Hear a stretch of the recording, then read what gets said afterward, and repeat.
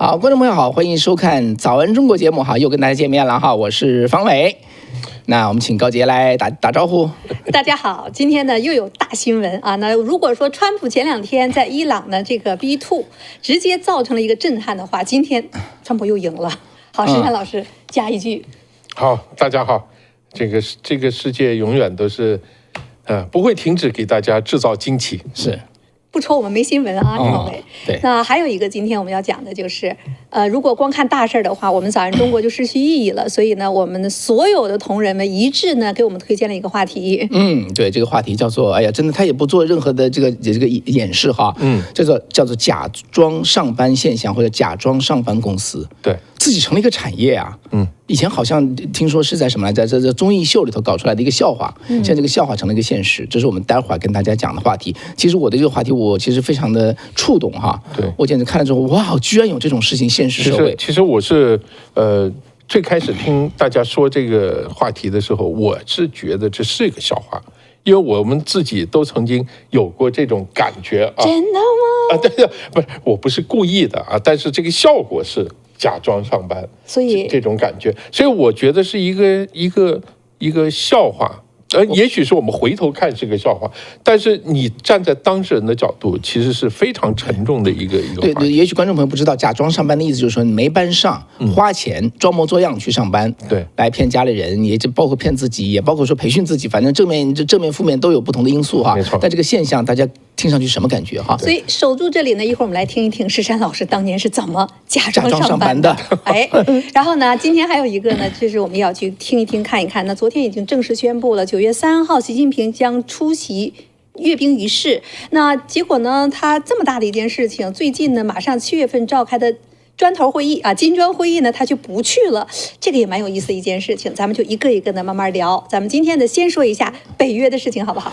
啊，对，北约那今天其实川普在北约是第2天哈，北约峰会嘛，北约32个国家在荷兰的海牙，对吧？对，来举办这个峰会。我觉得我自己感受哈，这跟川普上一次来北约是完全不一样。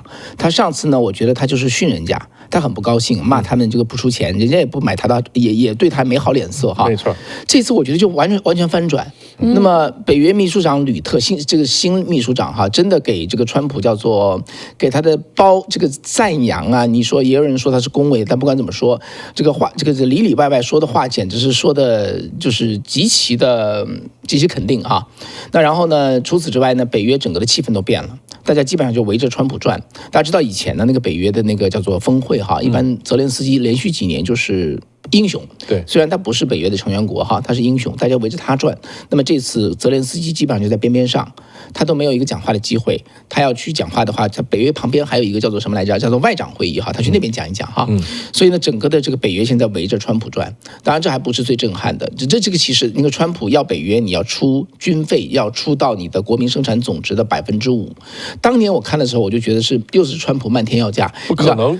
对，不怎么可能呢？对不对？因为以前他原来出多少1%、1.3%、1.4%。对。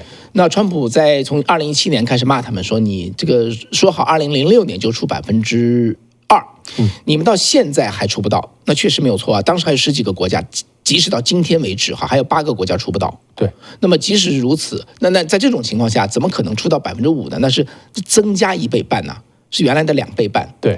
没想到居然今天全部达成。这方伟，你天天看新闻，你也没想到很出乎你的意料之外。对，因为我认为川普漫天要价，对不对？我5%，那边还3%，那最后停到3.5%，没想到对方就全盘接受。我说天哪，这对川普来说，这就是我觉得这个胜利哈，川普的胜利不亚于这个叫做以色列对伊朗的这个胜利。我个人这么认为啊，因为他对世界的未来的安全局势会有巨大的影响。所以我也很出乎意料之外，因为之前我们都知道，已经几十年了，川普今天讲话也在讲，30多年了，美国包括北约一直希望同盟国能够去提高军费，从来没有达到过。然后呢，川普吵啊、喊啊、骂呀，已经使了很长时间的劲儿了。结果呢，你就看到呢，大家都很不喜欢，甚至有的人就预测说，完了，让他这么弄的话，他跟盟友之间已经是分裂了，已经决裂了。以后呢，这个北约把美国踢出去，把光剩下欧洲了。一通这样的去讲，所以我想呢，他可能会在这种压力之下呢，提个1%、2%，但一下子今天在声明当中说，他们在未来10年当中啊，要把这个直接都提到5%，我也觉得天哪，这怎么风向一夜之间全变了？那石山，你也是一直都是关注时政类的哈，你出不出乎你意料之外？在你意料之中吗？没有，没在我意料之中，在我意料之外，是吧？对，但是这个事情是，当然讲几个道理。这第一个道理就是，这个打胜仗是最重要的。打胜仗是最重要的。就是说，别人怎么看你，不是看你说什么，不是看你怎么嚣张，而是说你做了什么事，你帮他解决了什么困难。我们现在谈这个，现在世界上发生这2件大事，一个是俄罗斯入侵乌克兰，第二个是这个伊朗的核武器，这2件事情。真正能够解决问题的是美国人，而不是欧洲人。所以这个是你说啊，我们可以政治解决或者我怎么样，但你必须有这样的意志，我愿意跟你拼到底啊，我愿意花我很大力量来维护这个和平，要有这样的力量。当然，就是我觉得川普这个。最重要的就是这一次解决这个伊朗的这个事情，不管现在有很多种说法，说你这个浓缩铀啊，金属铀根本就没有啊，怎么样，或者是你没有解决它的这个问题。但不管怎么样，这个事情是大大的向后推移了。本来是说2个月内伊朗就开始有核武器了，现在这个最少我们说少一点，5年嘛，5年，你5年之内这个威胁解除了。这个世界上有一句话，没有人是被说醒的，全都是被痛醒的。这个很重要。国际政治上，国际政治也是这样，一模一样。你想，我们就举你想一个例子，如果伊朗有核武器，谁威胁最大？其实不是美国人威胁最大，美国人隔着老远呢。威胁最大的就是北约，就是欧洲这些国家。北约。我们说最近的，希腊、土耳其，就挨着边上的，就是伊朗就在旁边的。只要他有了核武器，马上地缘政治就变了。因为你土耳其你很厉害，你这个也很凶啊，但是你想想，你对方旁边一个国家有核武器了，这个各种各样的关系就会发生改变。那不用说，如果肩挑背扛的就可以去到欧洲了。这很近了，这个距离很近。你要知道，欧洲人和伊朗人的这个关系是很有意思的。怎么样？对，什么关系？伊朗在历史其实作为一个东方人来讲啊，伊朗在历史上有很高度文明啊。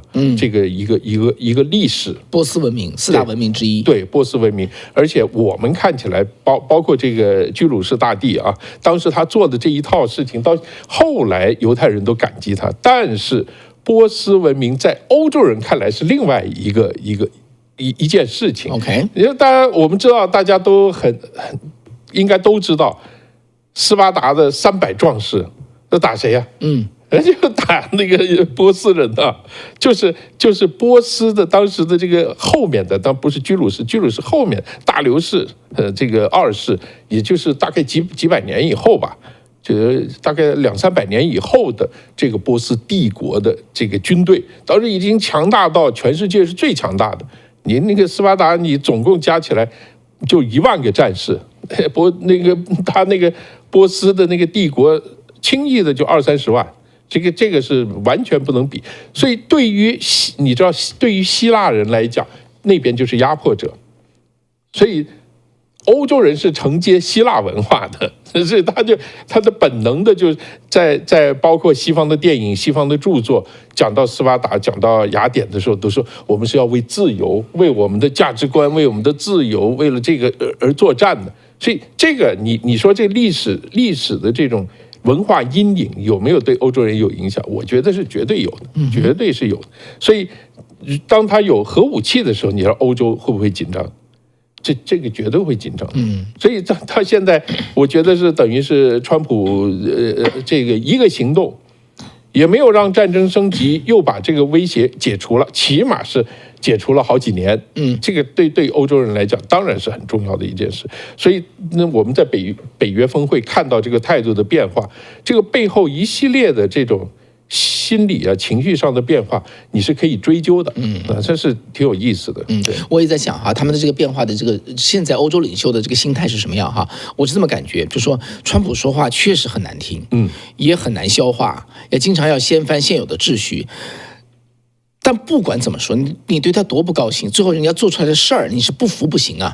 就最后人家就是说的很难听，但说的是对的，就这么个情况。对呀，他今天川普不就在里面又在重复吗？他说你过去几十年了，我们美国过去承担了远超过我们应有的份额，都我们在出钱，然后呢，就是这实际上相当不公平，而且呢，对欧洲和整个西方文明来说，哈，你们今天大家的都占到你 GDP 的5%军费进来，这是整个西方文明的一个胜利。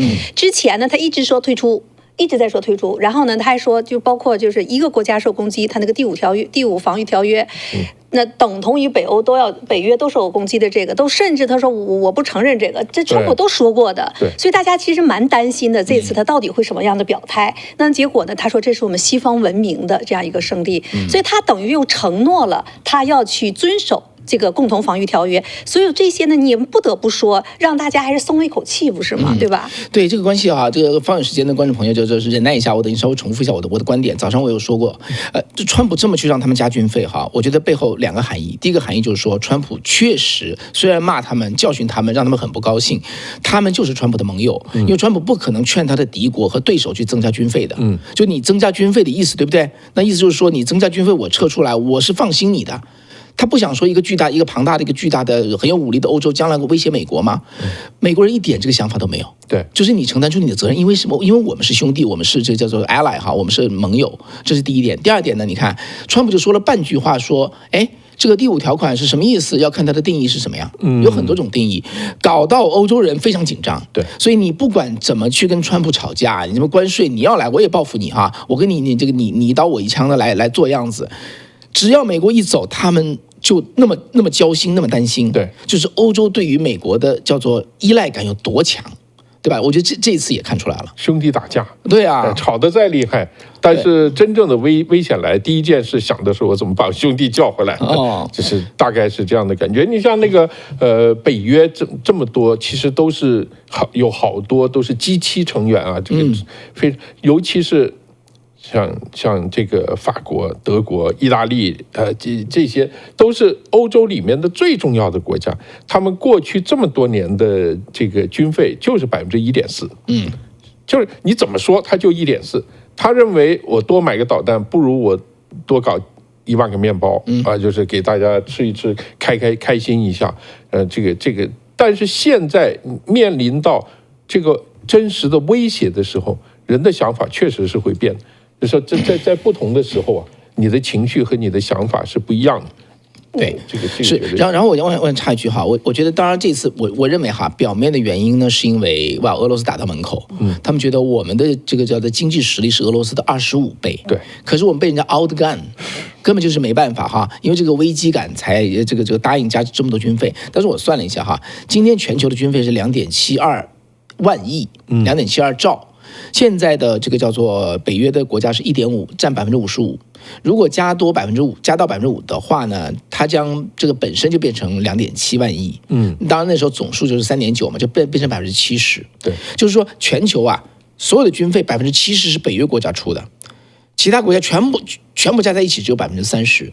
那如果说哈，这个美国在这之前呢，它占全球军费的17%嘛，将近20%哈，这个样子。如果说美国是一个警长啊，是个 sheriff。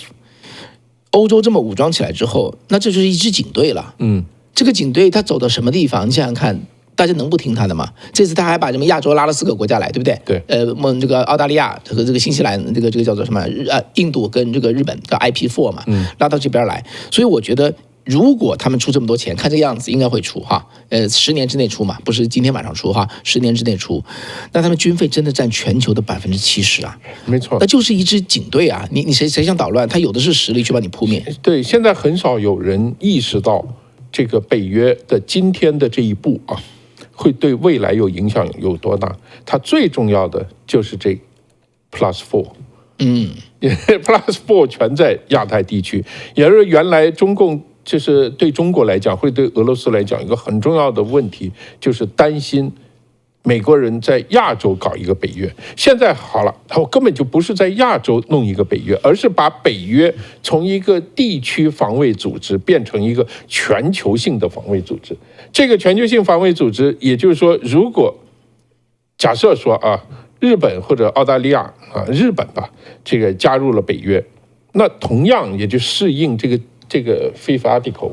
就第5条款就适用了，那这未来的这个战争就是完全是另外的概念了，那完全是另外一回事。普京呢担心的是东扩，现在已经全球扩，对，北约力量越来越大，它就变成一个从东边扩回来，就是一个大包围圈，就已完全形成了，这个是你想这个。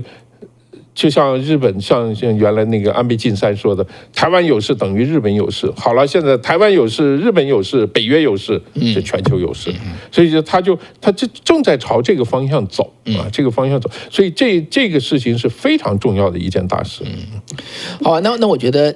我们是不是要讲讲看，在海牙哈，这个欧洲叫做什么？各个元首给川普足够多的尊重的同时，美国国内完全两回事哈。哦哟，是不是？这个挺有意思。我们先说一下这个吕特好不好？好。因为这就是北约当中的一个花絮，而今天这个花絮呢，网上疯传，一个呢是吕特给川普的私信，然后呢被骂说你这太恭维了，你这舔川普舔的太厉害了哈，这是一个私信。另外呢，就是一个记者的提问，记者的提问的花絮也是。因为这个吕特，咱们先说他这个私信哈，就因为川普在他没去之前就给川普写了一封信，因为事先的协约已经都打好了，他不是当天只是发表一个正式的声明嘛，所有的事情工作都已经做完了。这个私信当中呢，就是在说亲爱的总统啊，亲爱的唐纳德，祝贺并感谢您在伊朗采取的果断行动，这实在非同寻常，是旁人不敢为之举。您让我们所有人更安全了啊！你看这话说的，先是对伊朗进行了一个极度的行动的赞扬，紧接着呢，他在这里边就说，今天晚上在海牙，您将飞向另一个重大成功啊！我们还不知道声明之前已经都谈好了，这个成功是什么呢？他说这并非易事，但我们已让他们都签署了5%的这个承诺。唐纳德，您带领我们来到了一个对美国、欧洲乃至世界都至关重要的时刻，您将实现几十年来任何一位美国总统都无法取得的成就。所以这件事情呢，就是刚才我们讲到的这个5%的这个说法哈。然后川普呢，啪就把这个私信给晒出来了。所以以后给川普打私信要注意要小心，随时可能不能乱讲。对，然后呢，现在就很多人就问呢，说你看你川普把这私信吕特太不给你面子了啊！你居然给你晒出来了，然后结果吕特说什么没事儿，他很轻松。但是呢，就是很多人就在说，包括美国的媒体也在说这个吕特呢跟川普的私交非常的好。然后呢，他们当川普到了这个北约峰会的时候，特别有意思，他们俩就谈这个两伊啊，以色列和伊朗打仗的时候，这个吕特呢就开了一个玩笑，他说。哎呀，他就这个川普就在说，就像2个小孩在校园打仗一样哈，让他们打几分钟，打几分钟，然后呢再给他们劝架就好了。然后吕特旁边加了一句，对，这是 Daddy 就像爸爸呢严厉的说了一句重话。那么这句话说出来之后呢，今天有一个记者，我也觉得美国的记者，这个国际媒体记者是真好玩，所有的这些东西他一定不会放过，绝对。对，他今天他就特意就问，川普总统，他说你看吕特呢就管你叫爸爸，他说你是不是把我们所有北约的同盟国都看成孩子呀？你们美国啊，是不是这么干？他问出这个问题的时候，我看旁边站的那个蓬佩奥，噗嗤一下都忍不住了。不是蓬佩奥，Rubio，对不起，蓬佩奥很想去那儿。哎呀，对吧？那个卢比奥在旁边噗嗤就笑了。今天满网啊都是这个片段的，川普没笑川普真的很沉得住气。然后呢说，对，他是管我叫爸爸，他自己一点都不客气啊，把这样的一个抓着他要可以说让他很尴尬，要想尴尬他一把的这个事儿呢，瞬间变成了一个巨大的一个玩笑了。所以方伟这个吕特啊，就是按照一般来讲，他也是之前波兰的这个总统，荷兰的总统，对不对？总理，人家也很是吧？也很有这个国际地位，现在也是北约的秘书长嘛。那他这么去说话，这样的去表扬，用 Daddy 的这种方式去说川普的话，然后呢，这样的玩笑回来，你们是怎么看的？哇，我觉得吕特跟川普就很容易同谱哈。但首先这个人我想查了一下，他是58岁，川普79岁，如果川普21岁生伊万卡的话呢，就正好 qualify 是他的爸爸。但川普35岁才生啊，没有那么早生小孩，但基本上是将叫爸爸是可以啦，有点差一辈儿的感觉。对，然后但这个吕特呢，我觉得他两个特点呢，一个呢，他确实他是中间偏右，他其实是欧洲的保守派，财政也是保守派，也很省钱啊，财政纪律很强。那么基本上是一个就是跟美国的共和党就很同谱的这么一个人。第二呢，他也非常丝滑，就是说他的这个 PR 搞得特别好啊。跟谁都弄得很好，我认为啊，他真的是很服川普。他说真的找到一个能做成事儿的人，我觉得他要跟他学。上次来我就觉得他跟他特别，你知道马克龙啊，跟川普也想搞的关系很好，也是我觉得很殷勤但是我总觉得马克龙，我觉得就是有点就是刻意的因素比较多。但吕特我觉得哈，那他就是发自内心的这个我看的比较真诚一些，所以呢，当然了，你从他的整个的行为，包括他讲话呀、私下打 message， 我不认为那是装的，或者在演戏，他就是很服气啊。这件事情他真的说，他说是吧？美国总统有史以来没有人能做成这个，当然这话说出来就把前面总统全得罪了哈。他就写出来这个东西，全部把它晒出来。所以呢，我觉得呢，这件事情其实对欧洲来说，对于北约来说是件好事情，因为他将做这一任的秘书长，他跟川普的关系这么好，对欧洲是有帮助的。吕特也知道他坐在一个枢纽的位置上，他这么去，就算过分殷勤一点，没有人会真的骂他的。这是欧洲的安全所系啊。对，所以这个爸爸论你怎么看？我觉得这个是，他最重要的爸爸论，我相信很多欧洲的保守派、美国的保守派都会有这样一种感觉，这个形象的感觉，因为他很重要，因为他们会觉得，川普在台上给他们带来更多的安全感。这个是很重要的。这个一个父亲给孩子带来什么，就是安全感，这是最重要的安全感。就是说我打不赢了，我可以找他，或者说我没钱了，我也找他。就是大概是这样的一个感觉啊。那确实是这个，我是可以理解他们去这么看这个问题的。但是川普这个人是非常非常有意思的一个人，他和传统的政治人物，我们说过好多次，非常不一样。所以我今天不是看的那个一个短视频，他就是以前大概是4-5年前讲的一句话，就是他第一次当总统的时候去视察一个中东的一个地方，就碰到那个当地的空军那个指挥官。他说你叫什么名字？那个人说我叫 Kane。他说这是什么名字？这像葡萄干嘛？他觉得听起来像那个葡萄干的名字，就是反正就调侃别人。你知道，作为一个政治人物，在一个严肃场合不会说这种话。你叫什么名字你都不会，尤其是在美国，对吧？你每个族裔的各种各样的名字出来，你拼都不会拼的，你不能拿这个开玩笑的，对吧？这川普就当场就直接开玩笑，这是什么名字？这是我的，这是就直接讲。但是他讲到后面你就听到有意思了，他说这个。他说：“我当时就问他说，你怎么对付这个叙利亚的这些ISIS？ 而那个指挥官就跟他说我们1个星期可以把它搞定。他说哇，说你说什么？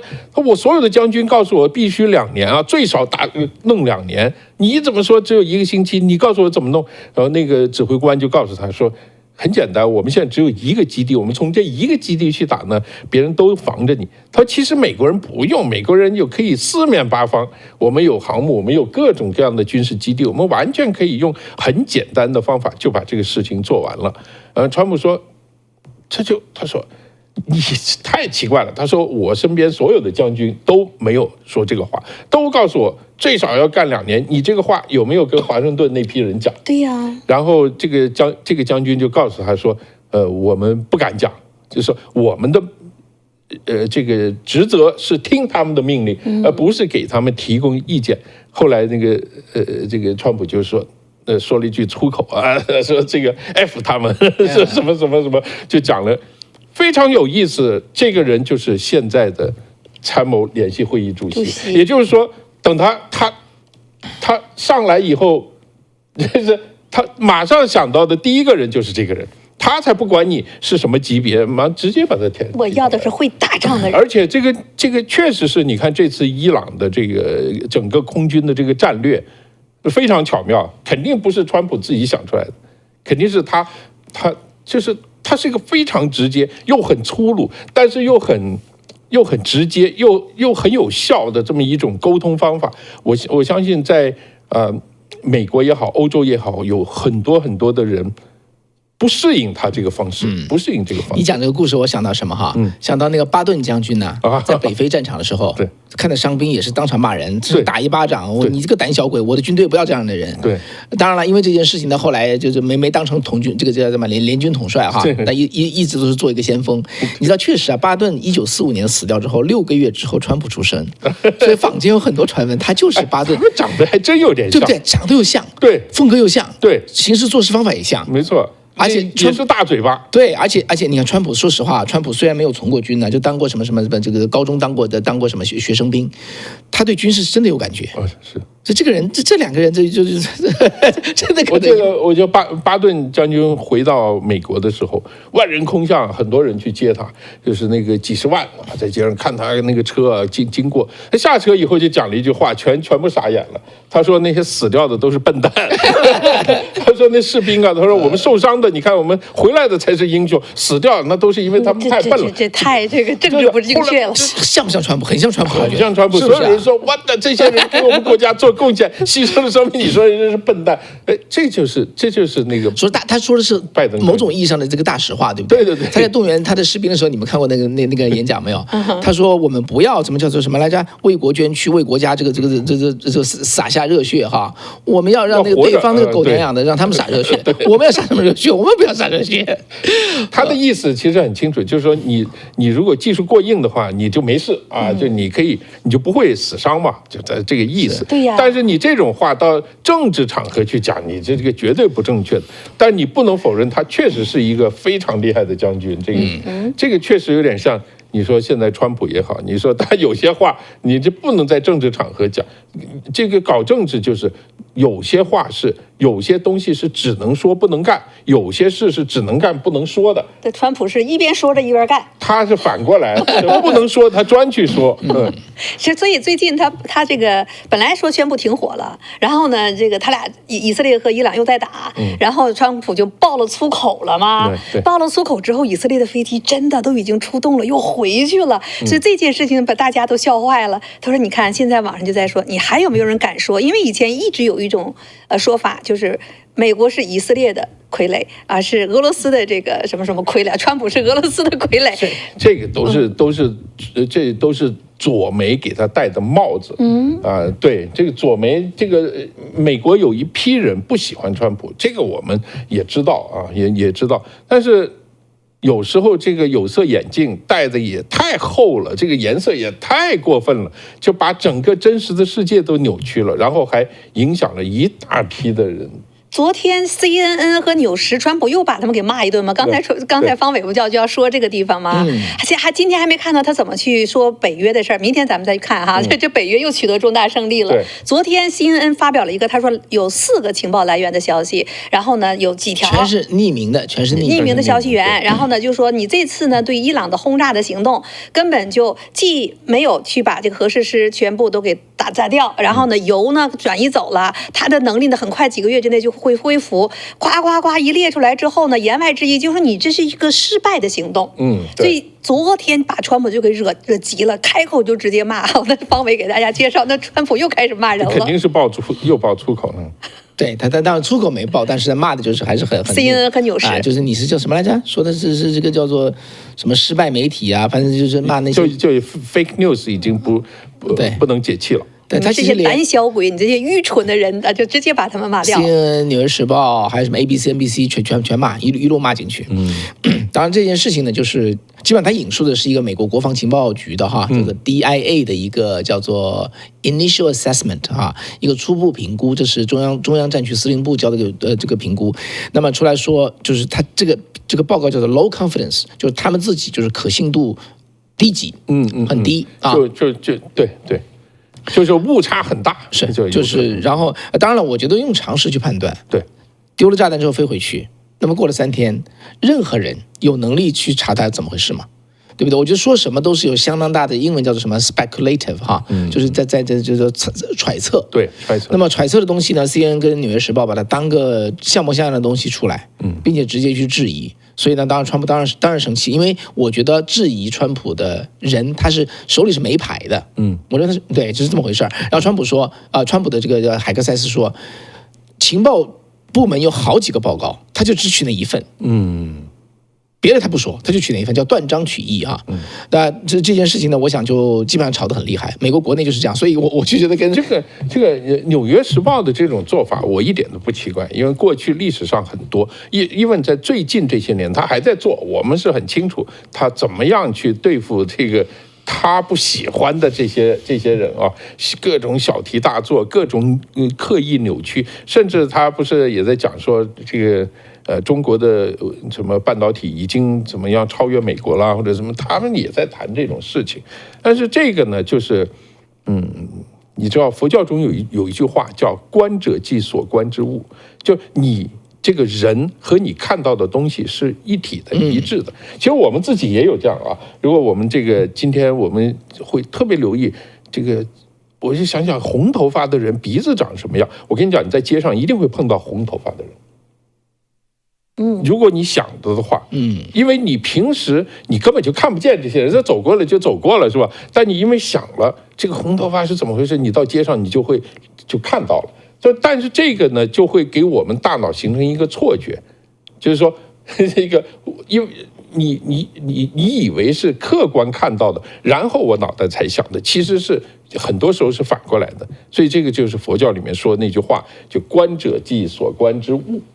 其实当然这个本身是一个修炼的话，尤其是在你入定打坐的时候，你有什么杂念，你就会在脑袋里面看到那个景象啊。但是落到我们这个现实世界其实是一样的，甚至在政治在互联网上都是一样。你如果特别喜欢看什么，当然现在是 AI 给你推啊。如果我特别喜欢看这个足球，我看完了以后他就不停地给我推。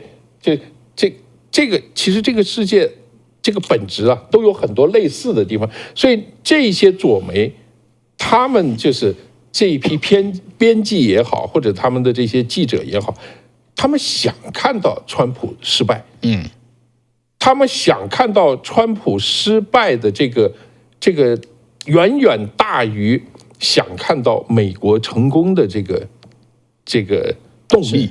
这个动力，所以他一定会看到这一类的情报，就像你说的4份情报，我肯定只看到那个说他失败的情报，成功的情报我是选择看不见的。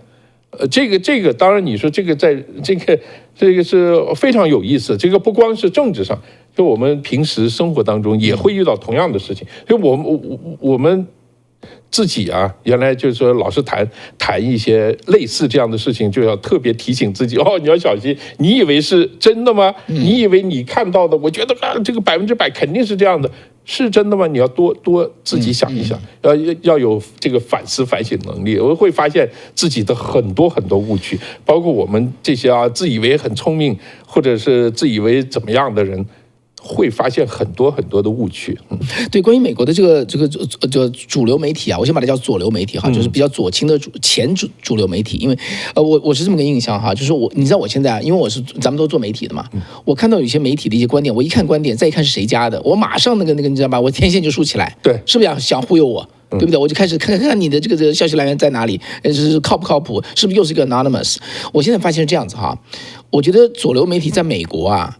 已经很难忽悠大多数人了，对，但他在海外，没错，不光是在台湾呢，在欧洲很强的信用啊，没错，大家还是认为 CNN， 那么《纽约时报》就代表美国，没错，因为当初在 CNN 全盛时代在1990年初的时候，那个时候在所有海外的军事基地，那看这个 CNN 的 Larry King Show 那就是美国的象征 ，CNN 是美国的象征，没错，所以在全世界各国就是。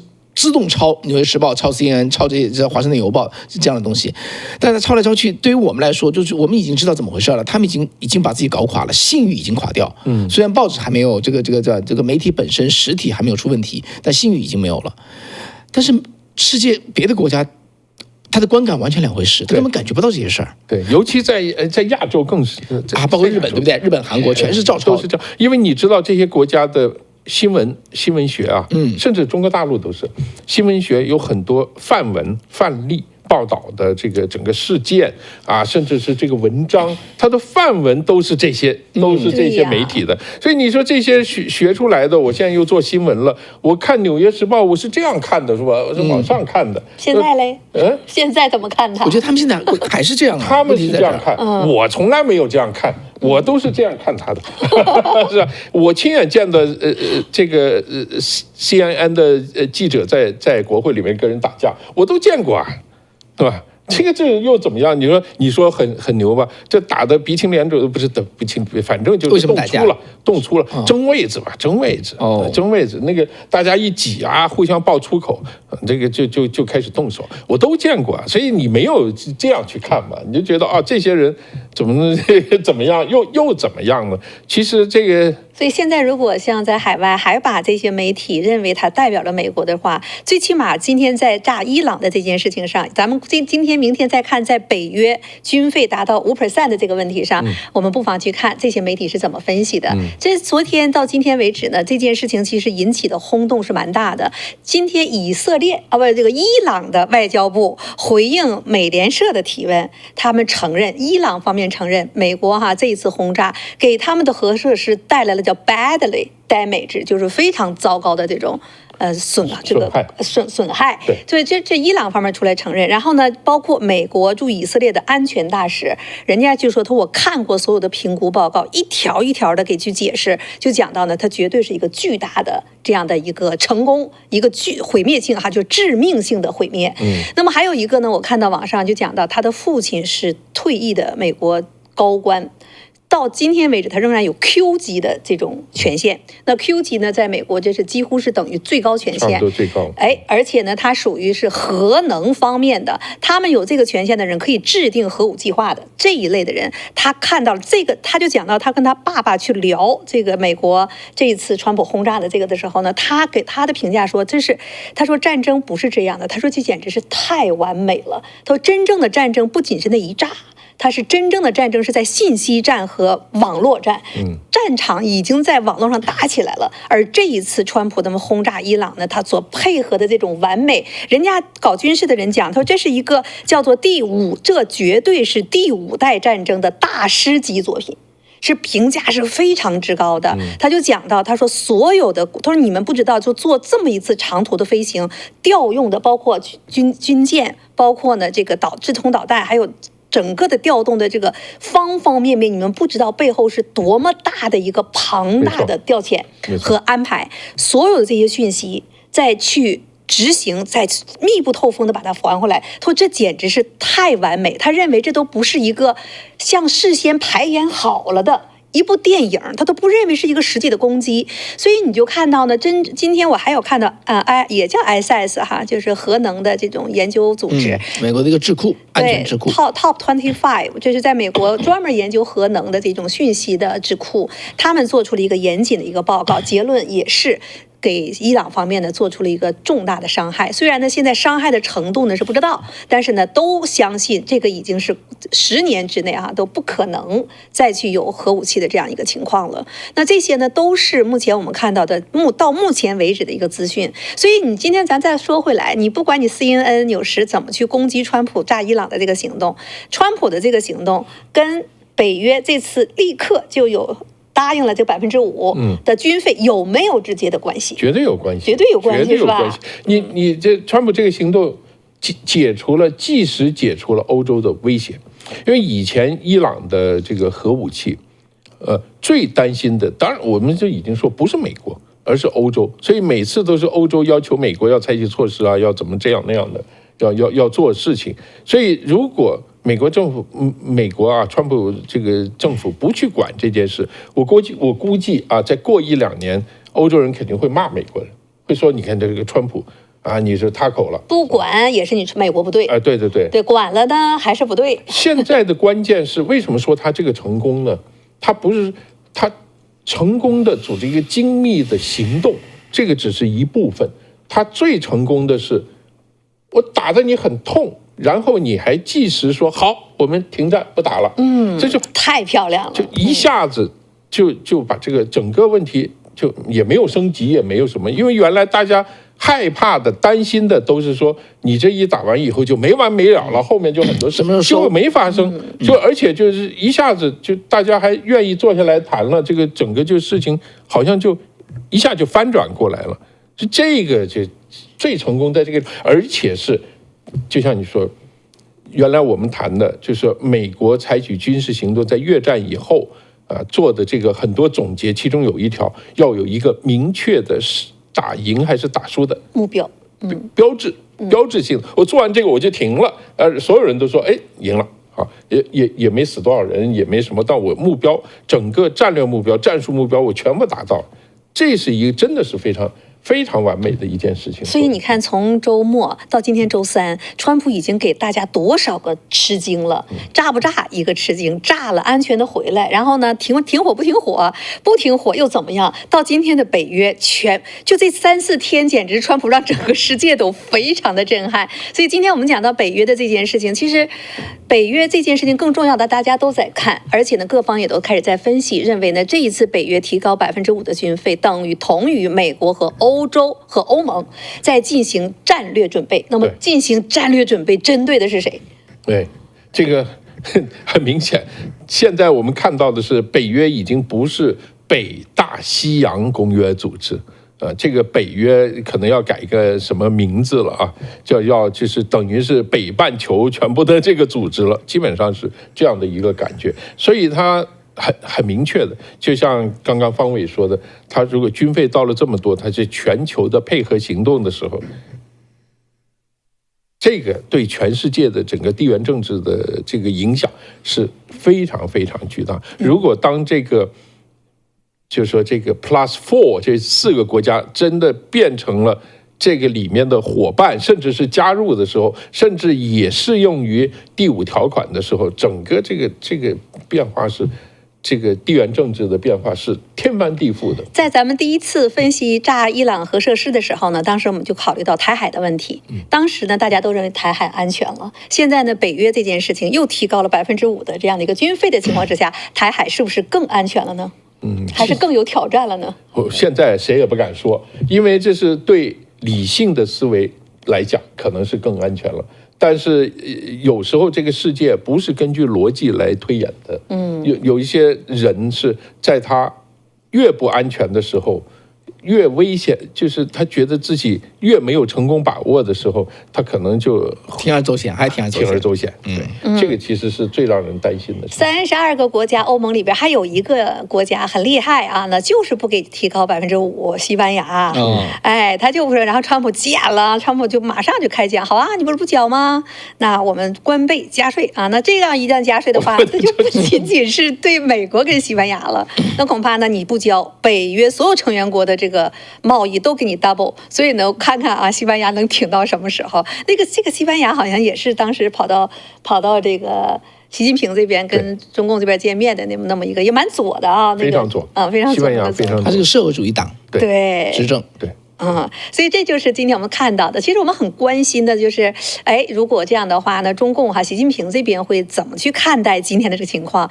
那炸伊朗，然后呢，北约现在全部提高军费，美国没有那么大的压力了。那接下来俄罗斯这边能不能熄火？那么最后会不会针对你的中共呢？所以今天我们看到有2个消息也蛮有意思的，一个是习近平他不出席金砖会议，还有呢，昨天官方呢是说他要9月3号出席抗战胜利的大阅兵啊。那这个呢，这2个消息放到一起，也值得我们分析分析，对吧？他为什么不去到金砖呢？那金砖是他们倡议的，不是吗？对，什么我从来没缺席过，我特别不愿意用中文讲金砖这个字，英文没有金这个字啊，只有砖呐，就 brick 是吧？这个为什么加个金呢？砖头叫做砖头国家，对，我们以后就管它叫砖头国家啊，这砖头国家集团，对吧？这个是确实是啊，这个不行。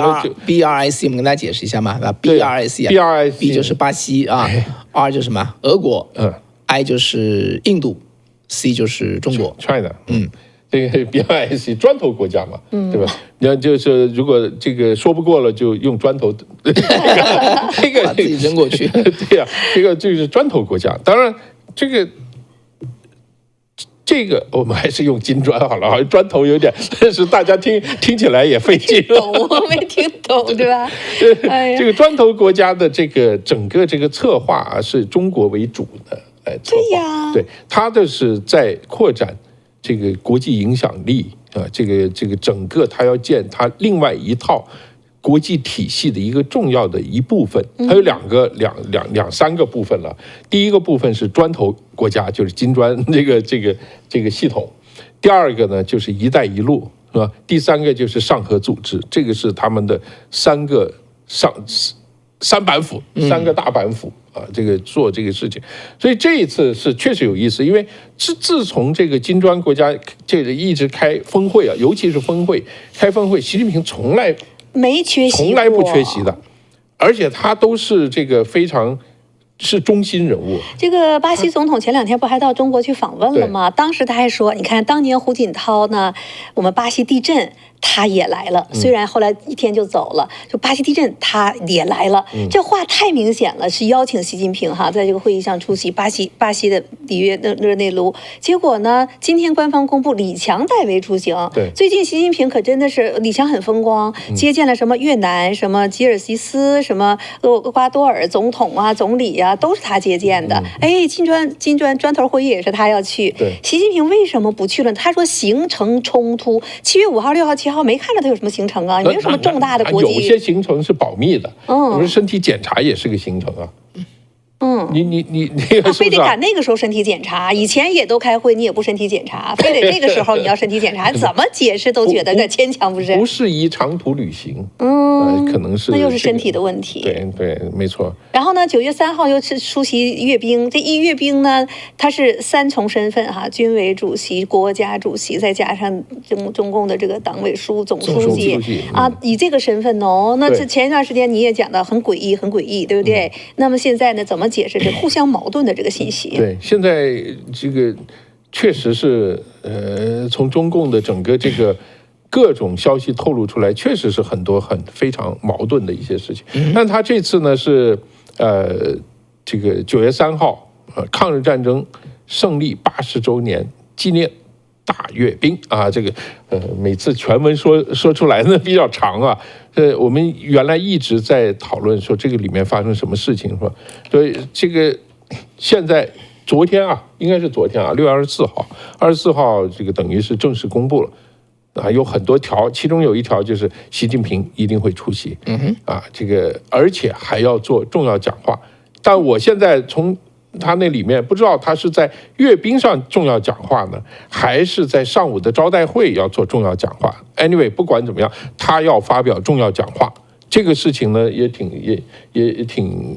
就是大家关注的，引人关注的。对，因为在这个之前，我们可以看另外一个事情，4月25号最后一次政治局会议到现在60天，正好60天，没有任何政治局会议没开了，或者开了不说，对，不管他是没开还是他开了不说，中共历史上发生这样的情况，都说明内部斗争非常激烈，非常，你像对上一次政治局不开会，就是75年到76年，差不多有1年多时间没有开会。是吗？对，75年就是批邓小平了，这个毛泽东就不开这个政治局会议了，然后一直到他死都没开过。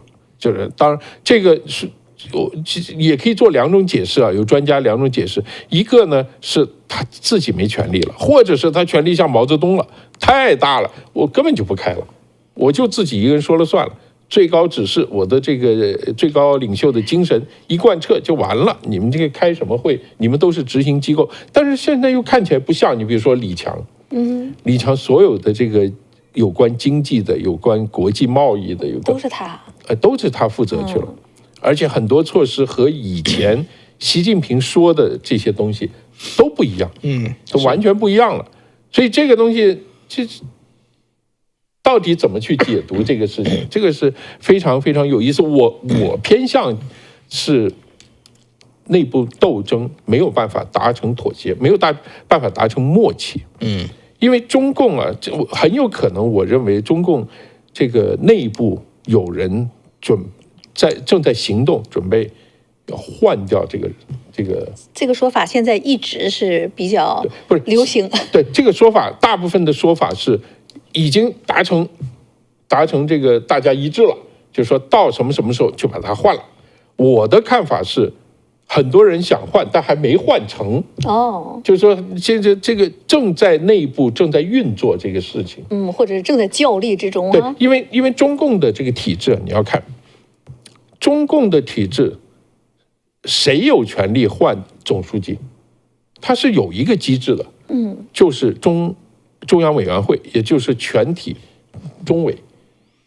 就是因为你要看啊，中共它是这样的，它每过5年，现在啊，以前在毛泽东时代以前是每过10年，现在是每过5年开一次全国代表大会，就是什么多少大，这个2-3千人的全国的党代表去了以后选出中央委员，以前是100多，现在是205吧，205个中央委员，然后由这一批中央委员开一中全会，第一次开会，他们选出总书记，选出政治局，对，他们选出这个就是中共这个体制里面的最高权力机构，要由这205人选出来，也就是说，他们是唯一的一个合法的这个法理上具有最高权力的这么一个 group， 一群人。换句话说呢，如果有人要换，有人要做权力的这个调整的话，他要在哪儿动作？他只能在中委的这个会议上来动作。也就是说，现在我们知道，原来刚开始传出来都是3中全会出什么问题了，大家都在说，现在大家就该看4中全会。所以你看，比较诡异的一件事是，4中全会没有任何消息，时间还不知道。对，那很多人说7月份，啊，也有人说8月份，对，但直到现在没有任何消息。现在9月3号，如果习近平出来这个阅兵的话，恐怕8月份也没影了。对，就我们不知道啊，不知道。但是这个就是这什么意思呢？就是说，如果现在在斗得很厉害的话，各派各方都要去下面中委这些中央委员下面去这个做工作吧，或者探消息跟你谈啊，怎么样？你支持谁？你怎么样？就他们有他们的模式去做这个工作，然后回来，有没有把握？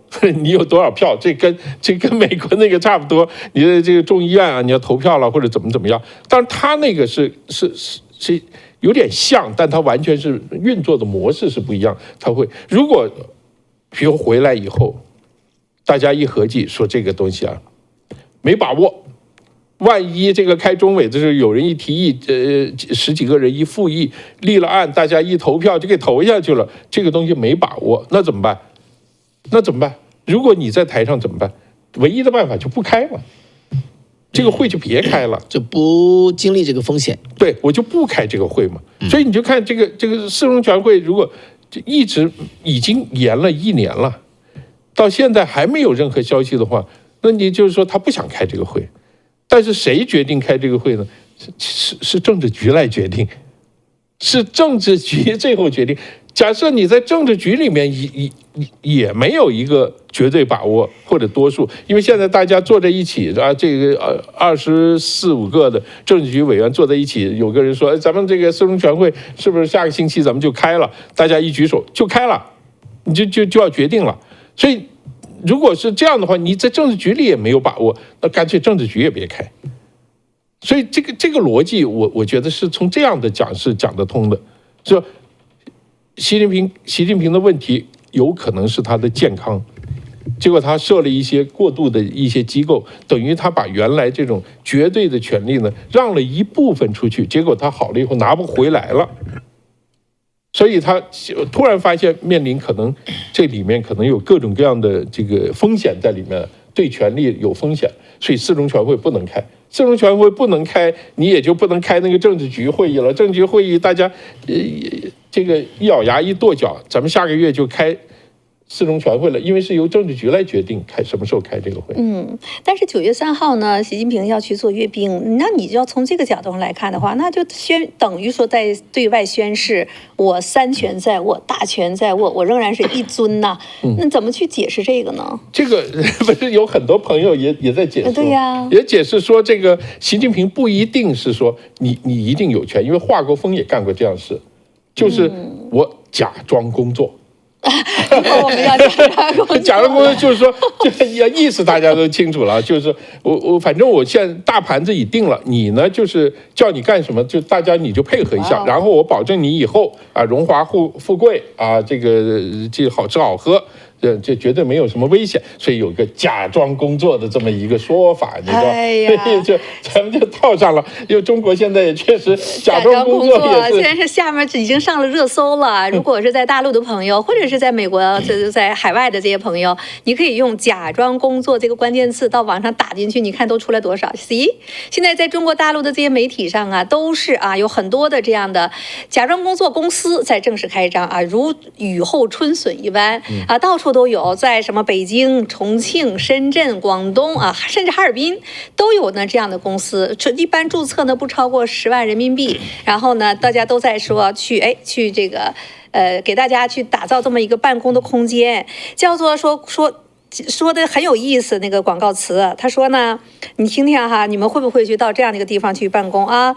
他说，如果你正处于职场的空窗期，或者呢想保持上班时的生活节奏，这里可以为你提供一个假装上班的工位，一天只要花30元，在这里你可以看书、学习、投简历，远程面试，也可以睡觉、摸鱼、打游戏。然后呢，这个是在广东深圳的一个写字楼，叫刘冠杰假装上班公司开张了的一个广告词。所以刚才说习近平假装上班，真正假装习近平假装上班，人家能指挥部队，人家有特供，对吧？人家到处都伺候，人家可以换器官，不用担心自己钱的问题。现在假装上班的这些人，是真正在中国大陆这种失业的30岁上下的年轻人，或者是刚刚被大厂裁掉的这些30多岁中年的这些人，他们可真的是在假装上班。所以这件事情呢，就成了今天我们真想跟大家聊一聊。以前都觉得在日本或者是在没错，对吧，在美国经济萧条的时候，有这种假装上班。我以前看过很多报道谈的就是日本人，日本人就是每天拎个包。我出去工作了，太太很高兴啊，送得远远。他出去以后就到一个什么地方，往那一坐，公园也好，什么就开始假装上班，其实是在找工作。他不能告诉家里，说要不然对家里面压力太大。高姐，你在日本待过？日本它叫大手企业，日本人那种对企业的忠诚，或者是那种一辈子的工作，他要一点一点熬，几乎等于终身制。所以你一旦被哪个大手企业你失去工作的时候，天都塌了。那日本的传统家庭到今天为止，只要结了婚了，女的只要有小孩的，是绝不上班的。它就是这么一种文化。你就是在10几年，你去问那些大学生，我觉得都已经到20世纪、21世纪了，你去跟那些大学生问，我说你们结婚之后还会上班吗？我问到的都是大学毕业。我在日本上的那个学校是国家级的女子的顶尖的那个学校，那是过去的贵族学校。那我都让我很吃惊的那些女生大学生哦，她们就在说结婚了，一旦有小孩一定会回家，不会上班的。我支持。所以我不敢说。所以在这个日本，包括 Netflix 还有就都有那种他的纪录片，就叫做一个失业的叫假装上班的男人嘛，有这样的片子的。他就讲到不敢呢在太太面前、孩子面前，他没有，就他天塌了又找不着工作，非常的焦虑。日本还存在一个这个社会一个叫什么？我们中国人说面子的问题是吧？体面嘛，这个体面，这个压力，社会的这个各种各样的这种压力，太大了，非常大。那日本美国人有一段时间把日本叫社畜嘛，就是他没有生活的意义，一切都为了工作。什么东西你只要上升到工作的角度上，都是神圣的，哪怕是妓女，哪怕是 AV。都是神圣的，在日本的人那个观念，他特别的在这方面极端。正因为如此，你没有了一个正八经工作的时候，你就等于说你不但没有体面了，你没有尊严了，你在社会上的标签就是你是失败者，你是 loser， 你什么都不行。所以其中有一个片子，对，有一个片子真的就是一个中年男人，他也找不到，然后他就天天假装出去上班去，然后他的太太后来就发现孩子的学费拿不回来，生活费也拿不回来，就去跟着他去看他。才发现把这个就捅破了。后来这是个真实的故事，后来他就打零工去养家，就再也没有找到。日本的那个年龄限制也很厉害的。那你到日本招工，咱们美国，所以美国有很多在生活当中细微的东西，别人是感受不到的，年龄的问题，对吧？你到日本招工，我那个年代就是35只保修，它叫保修啊，就是招募下面35岁以下的、40岁以下的。这早就是写出来的。在美国，招工广告是这绝对不能写的，不能写性别啊，不能写年龄啊，这些绝对是不能写。这些很多细微的什么种族，这绝对不能写，对吧？很多这种细微的东西，像我们到美国人到中年的时候，对我女性来讲，我觉得美国这一点简直太棒了哈！你永远不觉得自己啊我老了，没有这种感觉啊，永远都有机会，会有这么一种状态，是吧？但是呢，在日本。很难。那回到中国现在是怎么样？中国有这么大一批人，以致说社会可以有这么多的企业可以赚这方面的钱了吗？现在有意思，那就这个数字得多大，他才有人去想搞这么一个行业来赚钱呢？对呀，那你就涉及到了，到底现在中国有多少失业的人呢？尤其这些年轻人，咱不用说那些，现在官方公布的是青年人失业率是17%。那上次我们知道北大那个教授说50%，现在还有呢，这个你要如果按这个北大教授估算50%的话，去年是1100多万的毕业生。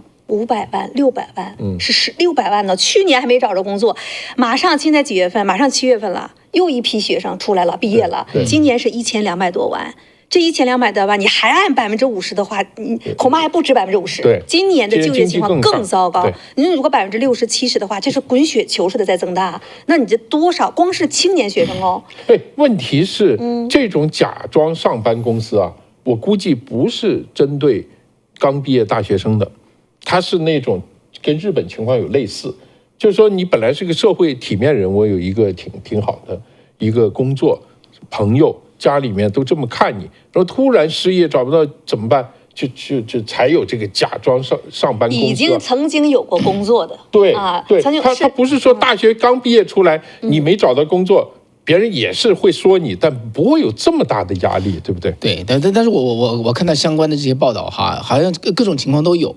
有的因为以前嘛，就说这些年轻人找不到工作哈，他就去图书馆。去咖啡店，对他这个东西啊，因为这个需求一旦出来之后，那有些这个年轻人跑去，他觉得挺好，他在那可以感受一下叫做什么来着，上班的一个体验。对，他给他来一个叫做上班前的一个培训，但我觉得这个培训也其实不现实哈，他就是能够填补他的某种需求，所以还形形色色的人真的跑去上班哈。所以他这个叫做假装上班，如果你迟到了，会不会多交钱？没有，每天你得给人家付钱，过去叫做在肯德基发呆，在自习室流浪，在停车场睡觉。这就是在中国现在的年轻人失业之后的一个状态。结果呢，除了这些地方，还有图书馆啊，图书馆也大家在那边待着。现在呢，又有了这样的，刚才讲到了假装上班，给你叫做这种公司开出来，我给你一个工位，你还得交49块9毛9，或者是100块钱之下，有的200块钱还包吃包喝，你都在这儿。什么人呢都在这里头呢？假装上班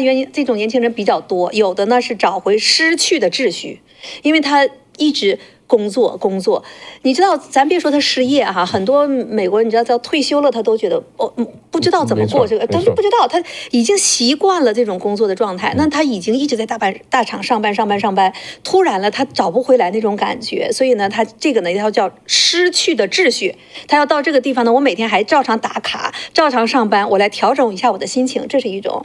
那还有的呢，就是没有办法开口，跟日本很像，没有办法开口跟家里人坦白自己失业了啊，还有呢，就是我这个跟爸爸妈妈在一起住着，压力太大了。现在爹妈在中国流行的就是爸爸妈妈每天准时问工作忙不忙啊？有一个在他的工作呢是在公司里边出短视频的这么一个公司，他被 lay off 的时候，他爸爸就问他，哎，今天怎么没有出短视频呢？你的节目怎么没看见呢？就这样，就是这些年轻人，你想想，他压力非常的大。那如果他要不跟父母住在一起的话，他还每天按时打电话啊，还说一说。一旦跟父母在一起的话，他说更焦虑，因为呢，他说一旦我要是回家的话，就是你对，他说现在30多岁年轻人的父母就是60年代。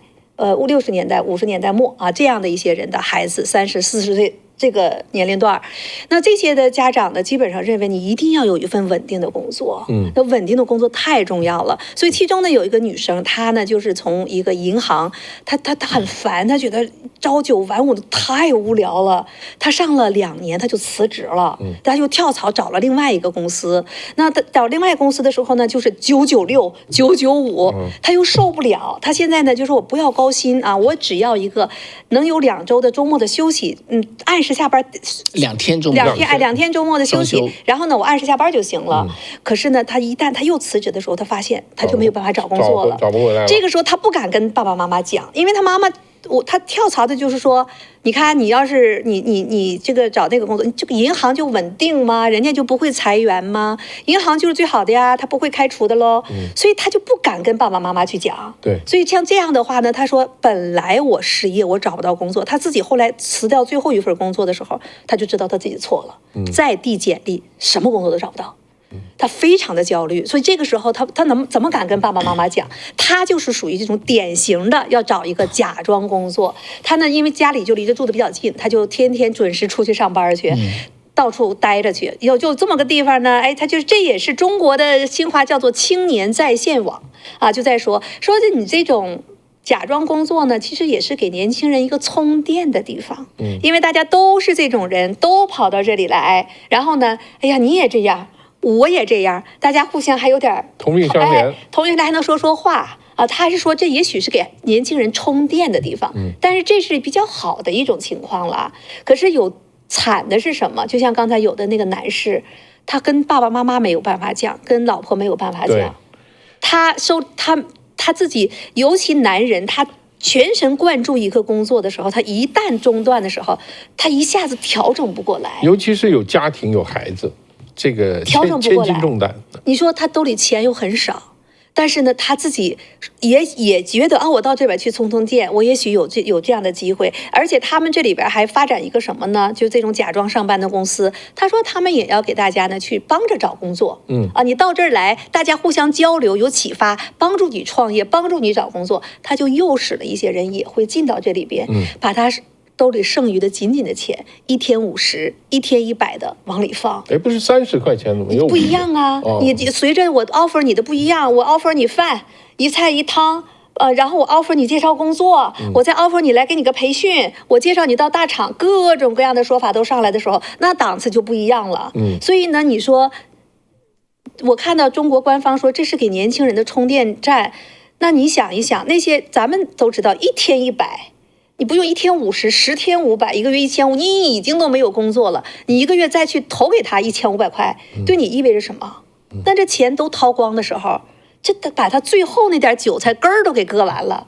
这就是前段时间在深圳有一个男的，真的就是这个样子，后来他就跑到那个外卖那个去送外卖的那个地方，他吃不上饭呢，饿的都昏倒了。最后给他警察给他送到家里，才发现他失业了。最后全家人就全部都是把这个搬走了，所以深圳就直接搬走了。所以现在在这个中国大陆，这是一个你看的时候，我就觉得大家是不是知道啊？大家是不是知道中国现在失业的人口有多么的巨大？他们这是自己到这个假装上班，其实你去看到他们去找工作的时候，在这个外卖叫做3保，叫做保险、保安、保姆，这叫3保，就叫非常好的工作的了。还有呢，快递、快餐，还有这个这几个呢，叫做黄金快递行业。那是。因为你最起码你要能够拿着单，你马上就有钱进来。就很多在这个行业当中，研究生都是普遍的。我那天确实看到有一个网上的笑话，说你知道全中国这个高技术人才最密集的公司是哪里吗？是大家都在想啊，什么这样那样的。他说不是，是美团。因为他们有7%的人，要美团的数量巨大，他就送货的那批巨大，他的那个7%是硕士和博士生。我说，所以他说他的那个超过华为啊，对，超过华为，超过你什么这个小米啊，什么这个比你那个厉害。前2天不有一个很著名的一个演员，他去送外卖去了，他 PO 到他的博讯上，他就说，哎呀，他说送了一段时间外卖之后，都忘了自己以前干什么的了。大家以为他是搞噱头的，就是这位啊，姓于啊，他还拍过不少古装剧，还算是一个比较当红的这么一位演员。然后呢，那个他去，大家就看到就说你是不是在演戏啊，在体验生活吗？哎，你说到演戏啊，我就想起来另外一个事情。哎呀，我们这个当然我们知道，这个失业了跑去假装上班，本身是一个挺凄凉的就是说一个挺负面的一种感觉的。但我觉得这种公司我们不能完全这个负面来看这个事情，因为它确实给你提供了一个某种心理上的一种安慰的一种东西，一抒压的一个地方啊，它起码有个地方让你这不是在街上到处去晃，或者在家里面跟老婆吵架，跟爸爸妈妈赌气，它还是有一定的这个社会功能的。因为为什么讲演戏，我想起来，我不知道大家还记得那个以前这个冯小刚有个电影叫《甲方乙方》，你记得那个电影吗？就是葛优他们那批人演的，就是你给我一笔钱，我演各种东西啊。还有有一个人一直想当将军嘛，我就给了他们一笔钱，然后他们就找了一批什么这个假枪假车，就是那个吉普车，然后去跟他演打仗，然后这下面都是这个司令，他在上面指挥，到处打完了过瘾了，然后一下着。原来他是个厨师嘛，我记得好像要回去要干活了，然后把钱给别人，行了，这下过瘾了，是吧？他有很多这种事情啊，所以我啊，如果是我是开这个假装上班公司啊，我给大家一个建议，我不要钱啊，给不同的钱，可以在假装上班公司里面当不同的职务，你如果多给一点。你给1000块钱，你可以当我们的假装上班公司里面的部门经理啊，找感觉呀。对呀，我跟你讲啊，这都是失业的人呢，张老师。但是有没有那么完备我不知道，但我看到有一个你付钱呢，可以找一个你的老板来，你可以骂他一顿。对呀，就是啊，就是说你可以让别人感觉你这个是一个还是个部门主管的这个感觉啊。所以你怎么讲？就是中国的官方呢说，这是给年轻人充电的地方。但是我在读这个的时候呢，就觉得对绝大多数人来讲，他还得付钱给自己找一种体面，给付钱去躲避家长的那种焦虑的时候，对这些人的心理承受能力还能走多大？对于这些人，像您刚才讲的哈，他们本身这个 idea 出来的时候，他自己也是世援大军的一个，然后呢，他到网上去诉说这个时候，发现非常引起共鸣，一个 idea 出来了，那我就弄一个房子，甚至我就弄个100平米，弄隔出来，然后打出去，结果呢，得到了很多人的反响。可能最开始是抱团取暖，但是它是一个创业的 idea。对，就是有这个市场，而且市场很巨大，我有反应了，我还能从这些人上去再赚一笔钱。你说到这个，你可能像高杰和这个方伟，你们都没有这个经验，你们没有假装上班过吧？没有，你说你曾经有过，到底怎么回事？假装上班过是吗？什么体验？我第一次假装上班在哪里？在中国吗？第一次在广州。第一次在广州，当然我是因为那是刚从西藏出来啊，你不想回去了，就不想干了，觉得很烦啊。但是你这个年轻嘛，是什么也就跟着一个朋友，他是街上摆摊的。OK，我说我跟你一起去摆摊吧。就在那个街上卖一点那种乱七八糟的货啊，然后其实很尴尬的。刚开始啊，你根本不知道这个感觉的。这个好死不死呢，这个第一天在街上去摆摊卖那种很便宜的东西，就碰到一个女孩，那个女孩是，我挺喜欢的一个女孩。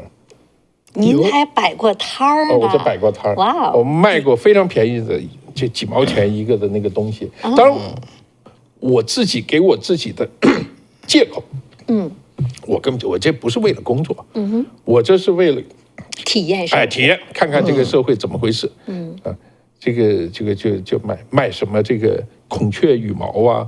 卖什么假的一些什么这个首饰啊，就乱七八糟，真的在地上搞一块布就在那摆摊啊，就是说随时别人说来抓了，你得不一裹扛着就跑啊那种的。那个时候也有城管啊？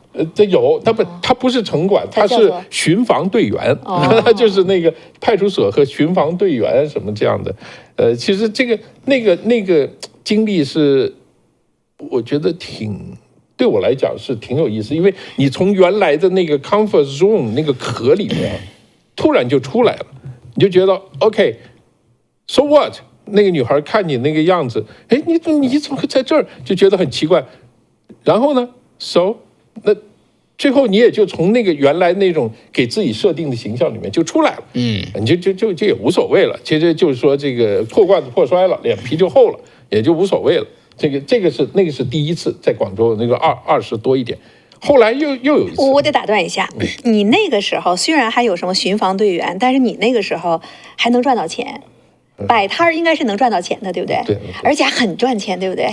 对。那如果好的东西的话，就那个赚钱都被那个我帮他摆摊那个人给卷跑了，他也不给我。OK， 所以你们那个时候敢于去那个时候的深圳也好，广东也好，那是全国的最繁荣、最能赚钱的地方了。所以即使你打破了你自己原来一个体制内的这样的一种心理状态的话，但实际上你在那个浪尖上冲的时候，有趣的很，和现在的年轻人可是不一样，确实非常有趣，对吧？后来呢，我在那个街上真的遇到了一些你很难见到的人，然后他觉得你是大学毕业，你怎么跑这儿来了？他就很好奇，还请你去吃饭，然后一些就是社会上各种各样的人。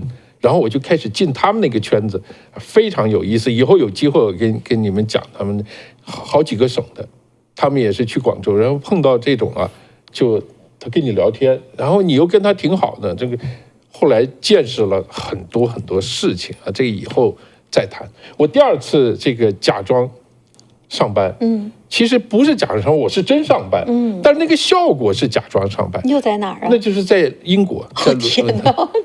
你从中国假装上班又跑到人家英国，那又是怎么个故事？那个是他英国是这样，但是我当时97年嘛，97年呢就因为我们这些人信不过共产党，我说绝对不能在香港待，香港回归那年就走。当时呢就是有一个机会，就去了英国，结果去英国当然本来是想去继续读书啊，后来结果这阴差阳错吧，就是另外一件事就没有去上学继续，结果就马上就遇到生活问题。你在香港存钱，你这很快在英国一下就花光了，对，一下就花光。然后这怎么办呢？那个英国的社会福利很好，但是它社会福利呢，它是叫做 Working Family Credit， 就是说它的概念是这样的，你们一个人的生活费，比如说是1000英镑哈，假设你们全家加起来是2400英镑什么的，好了，你只要工作，你的工作赚不到这么多钱，这个部分政府给你补上，就是你在外面赚200块是吧？他给你补2200，就是这个意思啊，就是这个意思。结果呢，我就很不好意思，就是你说完全是福利别人给咱们这个。不愿意这么干是吧？我说我愿意出去工作，英文又不好，英文又很难跟别人沟通，然后对英国也不了解，然后但是我们这种人不是不怕嘛，不怕，就跑到外面去，就开那个 cab， 我不知道你们知不知道什么叫 cab，就是那个其实美国叫电招车啊，就是那个 call，就是别人要车的时候给打个电话，你就去开过去那种东西。非常不稳定。所以我跟你们讲，我在英国认识了什么阿拉伯人、黑人、什么东欧的人，都是在那个圈子里面认识的那帮人。如果说在中国你是假体验，到英国是真体验了，对，然后跟他们一起去吃饭，听他们聊天，这个。跟他们练这种很烂的英文，一起这个在那个圈子里面，经常一个月真的就赚400-500英镑。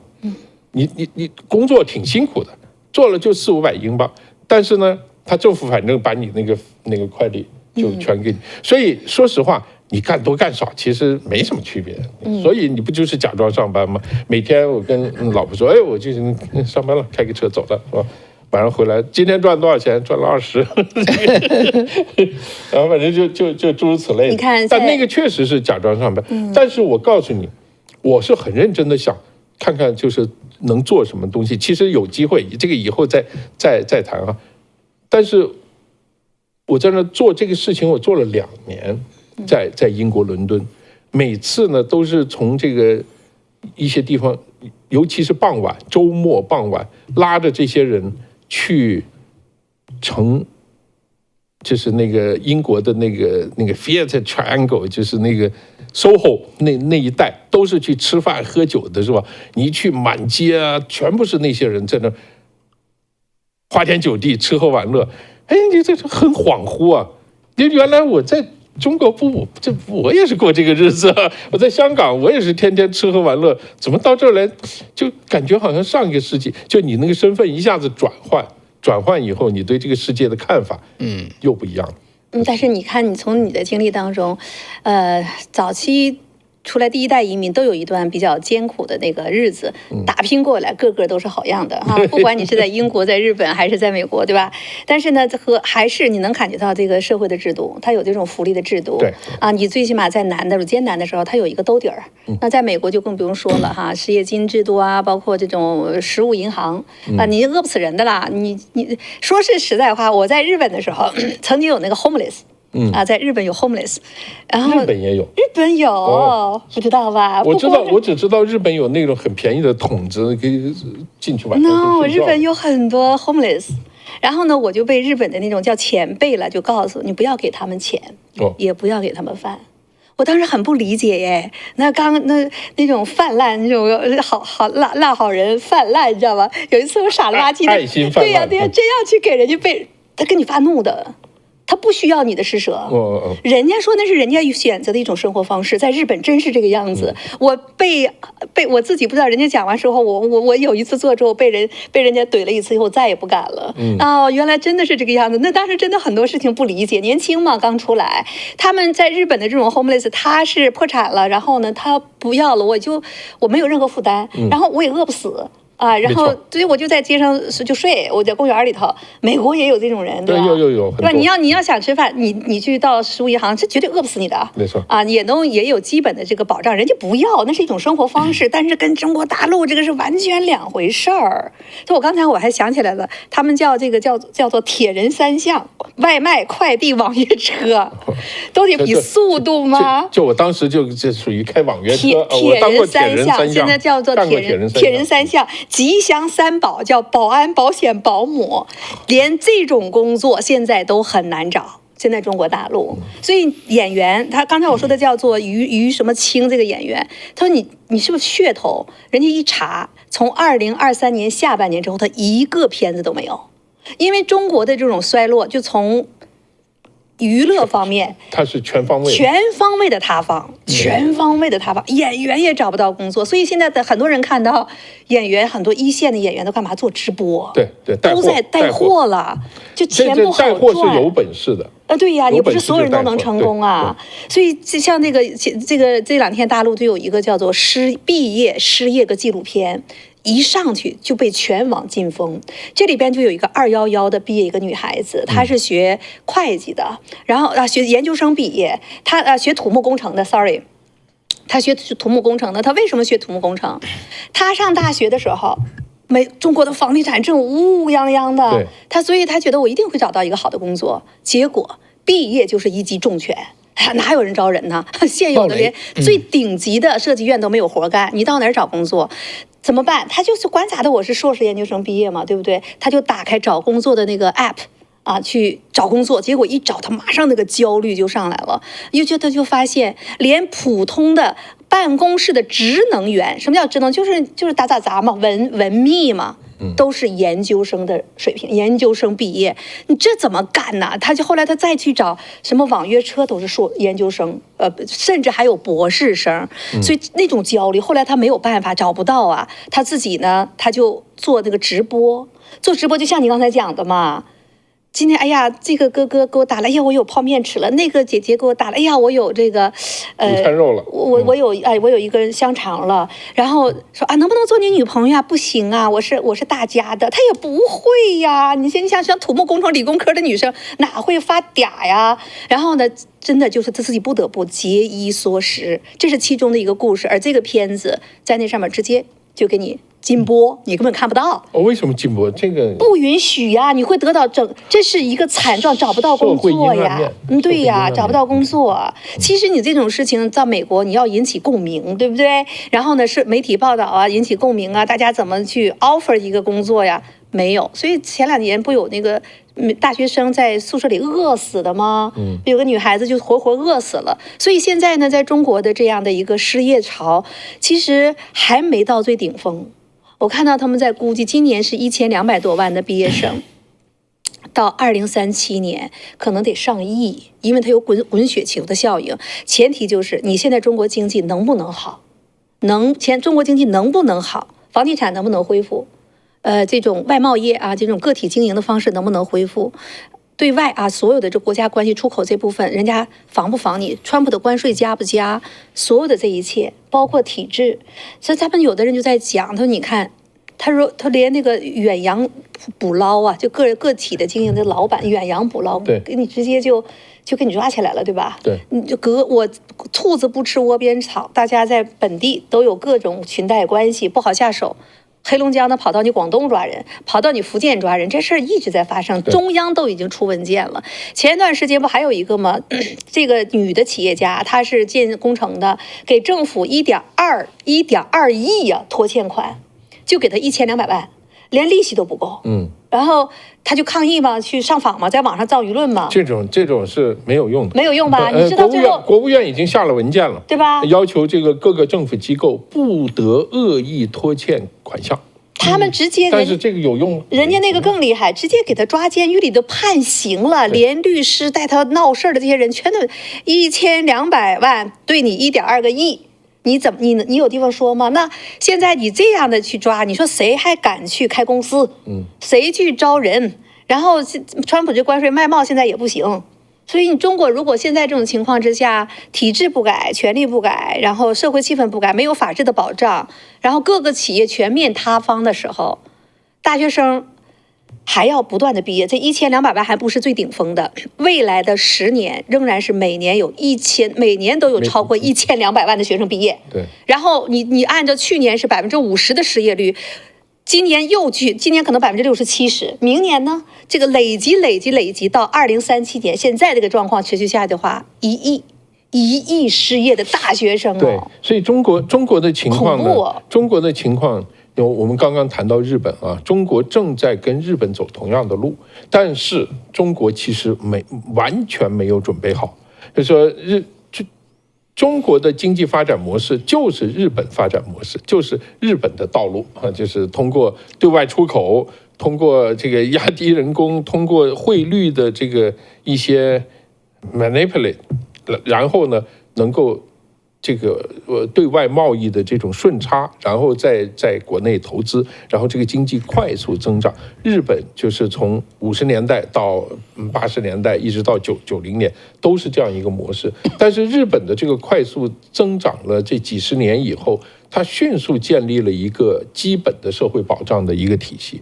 中国也是，如果我们说中国从1980年开始到现在，也是40年。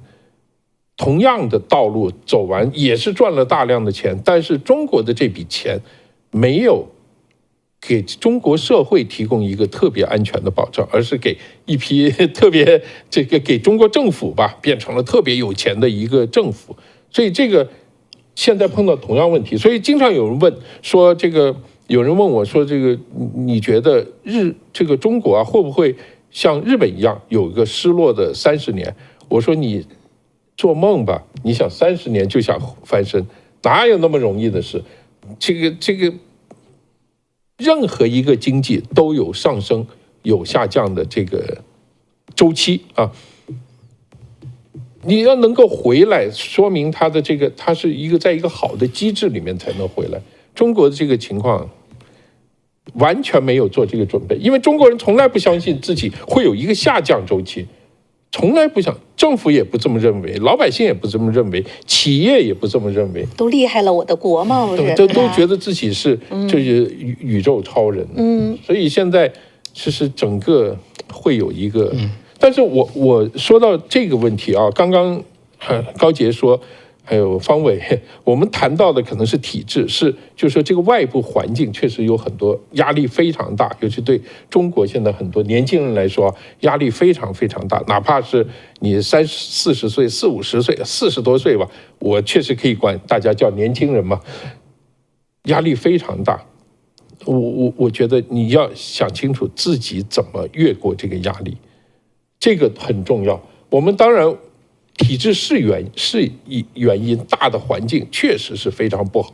我们有条件可以改变这个，我们希望能够改变。但是每个人怎么应付自己身上的压力，确实很重要。不要怨恨，其实不要怨恨，要包容，要从自己身体里面要真的。从自己生命里面找到那种力量，这个太重要了。我想去跟这些父母们说一点话，周围的朋友如果能知道的话呢，真的有这种事情的话，我觉得年长的人对年轻人来讲，我们走过的路呢，能够看清楚才能够开解。如果像我刚才所讲到的，很多的年轻人为什么要假装上班？因为他承受不了。他说没有一个爹妈会笑脸看着一个年轻人在家里不上班不赚钱啃老。他说这种焦虑，他说根本他说我们没有办法承受，已经自己找不到工作够焦虑的了。然后呢，你要再碰到那种不理解的父母，就指责你就是不会搞关系啊，你就不知道给领导打溜须啊，然后呢，你就是这个不好好学习啊，就总是这样去责备。我们很多中国的父母是责备的，是总是这种指责的。你这样的话对这些年轻人，其实这一批年轻人他们不像，我觉得他们考大学很苦，但是并不像我们小的时候跟着父母那一代还吃过一些苦。他们反倒是蜜罐里边长大的一些孩子，也就是考大学你们苦了苦，这样的人在失业找不到工作，他的那种自信的被摧垮了之后，他承受力哪有那么大呀？就像我们在美国都知道，美国很多年轻的孩子承受挫折的感是很差的。对，成天你行你行你真行，但不是那么回事。而且呢，现在不是你行不行的问题，这是你个人行不行的问题吗？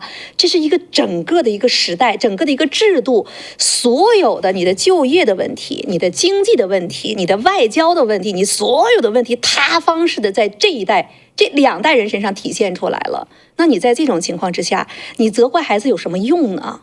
这不怨孩子呀。所以如果真的家里的孩子，你知道孩子已经用功了，或者是他资质平平，我要是父母的话，我觉得回家躺平。多一些理解，对吧？回家躺平，多一些包容，多一些理解。真的不能这么去责怪孩子们，最后逼的这些年轻人去假装上班，没有地方可待，那也就给这些人再去割韭菜的。人家很多人很聪明，又再一次呢用这样的方式，人家创业拿你的钱，你身上你已经找不到工作了，你接下来找工作，明年只能比今年更难。当然了，前提条件如果中共的体制发生变化了，也许短痛会带来未来的一些改变，对吧？但是如果现在我们所看到的体制还这个样子的话，美国会改变对中国的政策吗？欧洲整个世界会改变对中共的政策吗？不会嘛。那么如果这样的话，中国未来找工作，我想可能只会更难，对不对？对，我觉得中国现在的这个情形啊，当然我离开中国很久了，我真的没有这个体会哈。我是1991年到美国来的，我其实在美国读完研究生之后啊，马上就是碰到一个经济的一个叫做什么来的下行，然后那个时候确实啊，我们系毕业的大家都不找工作，因为找不到，因为为什么呢？你投出简历之后哈，那个一般的美国公司要花钱把你飞出去，让你住旅馆，给你付这个钱。对，那时候尤其在加州那边确实是。对呀，你根本就是一个没有工作经验的，我干嘛要做这个事儿？对，所以是找不到工作的哈。然后那个时候呢，我们系里就是大家都是不约而同的知道这么一个经验，就开车去到硅谷，在那租个小房间。我当时记得我租下来第一个房间是你知道300块钱，那个时候300块钱哈。你知道现在多少吗？随便租一个房间在硅谷多少？800。至少一般都得1000了。对，但是我那时候体会是什么呢？我就每天在那全职的写这个叫写简历哈，往外寄。我大概找了40天啊，当时呢就是我太太啊，在新田嘛，就去那个叫做地毯店打工。在那种情况下哈，这40天之后，当然那种感觉也是，就是你不知道我要找40天还是找4个月，焦虑，还是找4年，我不知道哈，因为时间就只有那么多，因为就是叫做 practical training 只有12个月嘛。但是呢，我从那到现在，我在美国生活40年哈，起起伏伏，美国的所有东西就是经历了30年的这个美国的经历。就这个国家，它有一句话哈，我是从头到尾都相信这句话，因为他说的是事实。就你只要够努力，你在美国就饿不死。你只要够勤奋。后来你知道吧？我后来要去打餐馆嘛。当然这不是我是为体验生活哈，打餐馆确实，我当时打餐馆的时候是一周工作6天，每天工作11个小时，在美国已经很吓人了哈。对。第7天干嘛呢？第7天就得睡觉，不然我星期一不能去。太累了。工作了40天，我那个时候赚了2000块钱哈。你知道我2000块钱，然后我去研究生院的时候读书的时候 ，I feel like a millionaire， 我有2200块钱在口袋里。对，所以呢，我想说的意思就是，美国这个国家呢，它的基本体制是健康的，即使在经济下行，你无非就是多熬那么20天，你还是可以找到工作。所以呢，这是中国现在面临的问题哈。他这个因为我也看了来回来去的看了这些例子，我当时看了真的很心酸，因为你不能说他不努力。我看到有个人非常努力，我觉得中国那些年轻人也非常努力，承压的能力也非常强。就我相信他们也是功课非常好。也是非常认真的，但是它确实是一个大环境。对，整个大环境变成那个样子，你能怎么办呢？对，所以我也是觉得刚才石山讲的，我也是有这个感受啊。这个时候你用什么样的心态去走过它？没错。你看我们下面这个 JJ 他说，前2天看到一个人说，他父母还有他们夫妻今年全部失业了，全家唯一一个还能正常周1到周5还朝9晚5的是他那个上幼稚园的孩子。天，你看这他看到的。哇。那你想想2代人，那如果20多岁、30岁上下，那父母呢，到20多岁、50多岁就全都没有工作了。我在马里兰，就是以前住的地方有个邻居是一个福建来的一个人，他是非法移民，就是早期的那个黄金冒险号，那一类的就跑到美国来的，然后在美国先打工，这个在餐馆里，最后自己开了一个餐馆，最后生了2个孩子，然后全部供上大学毕业。然后我跟他聊天，我说你值不值得，划不划得来？他说我没有什么划不划得来的。我在中国我谁都不是，我是个农民。我到美国来，我跟这旁边邻居有工程师有什么的，我们都是这个很平时。虽然我英文不好，他们见到我都很好，他们都去我餐馆里买吃的。然后他说，在美国没有穷人，只有懒人。我这么差，我的条件这么差劲的，我也可以在你们这个就是中产阶级区里面买一个房子啊，2个孩子上大学都挺好的大学，挺好的专业都读完了。所以这个他说有什么你还需要怎么样呢？他说我在中国又不是当官的，我又没有机会，我去城里面都是被别人用脚指挥的，不用手指挥，用脚指挥，去那边的，他是农民工嘛。他最后我跑到美国来，他说能过，他说我已经这个非常感激了。所以这个社会环境是另外。你看咱们今天刚才讲到9月3号，他们还要搞阅兵嘛？你说一次阅兵，我看到2015年、2019年就是阅兵，花多少钱呢？中国的阅兵跟美国阅兵不一回事儿，是吧？对。他9月3号要搞阅兵，我看到呢，估计2015年那次是150亿人民币，然后呢，2019年呢有推测呢，那一年就大概得有300多亿，但是你也不知道，大家都估算啊，就逼着他你要透明，也有这样的，那属于还有点公知，2015年还有点公知，2019年就差劲了，然后呢，就说你要公布一下，到底你这次军演啊，这个到底花多少钱？没有准确的数字，估算是150亿啊，咱往少了说，你就现在老百姓，就现在这个日子，就这个样子，你那个阅兵，你到底要干啥呢？你要干什么？这个对共产党来讲很重要，因为他的执政的最重要的那个重心是保证自己的权利。谁夺你权利啊？对，这个他认为啊，因为他这个有疑心病，是吧？你说他有疑心病，他看到任何人都觉得你要来抢我的这个手里面这块馍馍啊！你要知道，这个最近中国还有另外一件事，就是大洪水。贵州、湖南、广东部分地方啊，这个湖北这些地方发大洪水。我就昨天看到新闻呢，发改委说这个救助拨款2亿人民币，2亿2亿人民币。你要知道，像贵州一个县，这个疏散呢，房子被冲毁了，一个县就5、6万人。就是那多少栋房子？对，多少栋房子？2亿人民币。所以你有时候会非常恍惚，因为中国领导人啊，这次去了砖头会议，可能又是给大家一说就是多少百亿，怎么样的。但是对中国老百姓，在受灾的情况下，我们少说一点，10万人受灾，2亿，这个一个人多少钱？一个人是2000，10万人受灾，2亿2万，对，2万。你那个房子也冲毁了，你什么都冲毁了，你还要这个怎么恢复这个生活？当然我们不知道，也许是中央要给了2亿已经不错了啊。但是真的是对，因为你是怎么说？就像以前那个谈恋爱的说的那个这个拿来话的。是钓上来的鱼不用给饵吃，这你是我老百姓了，我干嘛讨好你啊？我已经把你控制，给你搞得死死的，你怎么样？你要我不给你钱，你又怎么样？你拿什么？外面那个钓的鱼，别的国家的那个非洲的、南美洲的这个才重要，那个要把它往里钓的，所以那个要放饵。你们这些人饵都不用，要撒金饵。对。所以这个确实是，对，看起来让人很唏嘘啊，有时候是真的是很感叹哈。哎，我们有一个 Keep Calm 这位朋友今天捐赠了我们20美金，非常感谢您。还有呢，在上次节目当中的胡先生。他说是大陆的，他呢给我们也捐助我们。他说支持为能早日实现自由、能有尊严的活着的、不断努力的中华儿女感到骄傲。谢谢你哈，胡先生，在大陆多保重。如果你周围有这样的朋友的话呢，去劝劝爸爸妈妈，劝劝年轻人，熬过这一段日子，不一定是你们个人的错哈，真是也没办法，在那么样的一个环境当中的个体的话，要知道大的方向。是守住这段最艰难的时候哈。然后还有一位叫四田女士，她是住在日本的华人，作为华人的一份子，支持方伟和你的团队，谢谢哈。这四田女士，谢谢赖先生，非常感谢您对美国的热爱以及对我们华人观众的付出哈。赖先生，非常感谢您。冯先生，一个爱美国也爱中国人民的华人，很喜欢你们的节目，微薄之力无需提及，会继续支持。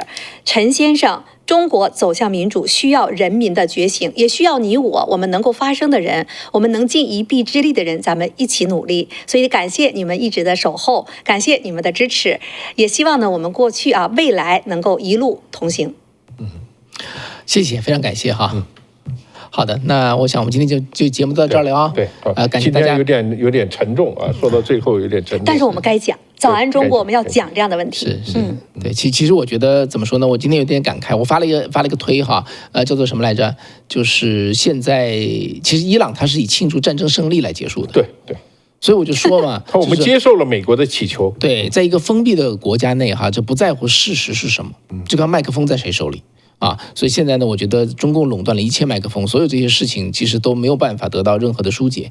所以我觉得呢，就是真正能讲真话的哈，又不被中共控制的这个媒体跟自媒体，我觉得大家要去支持。好，Walker Mark 说2亿只是账面，有2000万到灾民手上已经是奇迹了。还有一个金陵王朝呢，开方伟的玩笑说，方伟数学谁教的？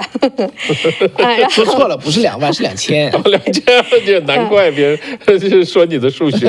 你还是学霸呢，你们那个。所以大家呢都非常的清楚哈。然后呢，所有的这一切吧，说让年轻人熬过，不光年轻人，所有的在中国大陆的人，还有人说熬什么熬，走线到美国，千万不能走线到美国了。现在川普抓得很厉害，非法入境的都要遣返，你找任何的理由合法入境都有可能，但是千万不能再非法入境了啊！川普这届政府绝对不可以，不能瞎出主意啊！好了，那方伟，对我最后还想说一下，因为人生啊，我觉得人呐、一个人或者说一个国家，有的时候会面临一些非常困难的时间，有的时候是难以避免的哈。这个时候呢，真的要有一个好的心情去走过它。我看到有些这个观众朋友，年轻人嘛，非常非常的坚韧哈，就是我看到这个报道中的对。另外呢，还是真的是一个心态，就是我非常同意刚才石山先生说的啊，这要保持一个怎么讲，一个宽容的心态，对，还有就是保持一份善良，还要保持一个自己头脑清醒，对啊，我在讲到这，我经常给我们家孩子谈这一段后面这一段，就是说，因为大家可能都看过这个 Forrest Gump。就是阿甘正传》这个电影。这个电影呢，保守派的朋友啊，就是比较传统朋友都特别喜欢。这个电影但是很多人啊说不出来喜欢它什么地方。那我经常跟我们家孩子讲，我说这个电影的最精华的地方在最后这个时候，他的这个女朋友叫做Jenny 啊，这 Jenny 呢就是重病在床的时候，握着阿甘的手，就问他说，是那个你在越南战场的时候，你没有害怕吗？就问了他这么一句。那个阿甘啊是个智商很低啊，他说在这个越南战场啊，有时候你不知道，一下雨就下半年。然后，但是呢，突然有一天就不下了，天上都是星星，好美呀！他说这么一句话，然后他接着说，他说啊，我那个去开着那个捕虾的船在海上，然后看着那个夕阳西下，然后那个海上上百万的发光的那个反光，他说你真的很漂亮啊。他说我还有呢，就是我在跑步的时候，有时候跑到那个美国中部有些地方，他说我已经分不清哪个地方是天堂，哪个地方是地球了，真的是非常非常漂亮。然后那个 Jenny 就说，哎呀，我希望我当时能够跟你在一起。然后呢，阿甘说了一句很有名，他说有味，就是你当时，因为他的意思是你在我心里，因为他爱这个女人嘛。但是我说这一段的意思就是说，在阿甘在说的这几个片段的时候，都是他人生最困难的时候。但是你发现他留意到的东西都是最美的东西，最好的东西。我有时候在想，我们一个人活着啊，你说我们是干嘛？我们追求幸福。但什么是幸福？怎么样才能幸福？就是我们的幸福就跟电脑一样，你如果存了都是好的档案，你这个电脑跟这个人就是幸福的。说，如果你存的都是很不好的，你都是怨恨的，都是这种愤怒的、怨恨的这种，就是怎么样争斗的这种档案，你这个人可能就是不好的。所以这个它决定了你这个电影在这一个 moment 的时候，你会发现为什么阿甘他成功，或者他是个很成功或者很幸福的人，虽然他智商很低，他是因为他记住的都是非常美的东西，非常好的东西。但我们有很多人很聪明，那我们一辈子对这个不满或者对那个不满，那很怨恨，如果就想着怎么害人怎么样，那你脑袋里面记的都是很不好的东西，你到最后可能就成为一个不好的人。我觉得每一个人的美的生命，我们如果不从修炼的角度去讲，我们就讲普通人的这个生活，你都是生活在每一个当下的一个 moment， 你当下这个 moment 能开心，累积起来，你这一生就是开心的。OK， 好。谢谢这个石山把我们的低迷的话题终于把它扬起来了啊！对，我们就是想跟大家，中国的一些年轻朋友讲，人生还长，只要你坚定信心，你往好的方向看，你最后一定会走到一个比较好的结果。好，那就这样咯，非常感谢大家的观看哈。这个走之前呢，能够记得点一下赞哈，也帮助这个节目更多的传播。好，那我们就下次星期五再跟大家见面喽。拜托大家一起使劲儿，我们让早安中国的这个频道呢超出1万订阅，好不好？对。拜托喽。走之前订阅一下哈，subscribe。下次再见。 OK，拜拜，拜拜。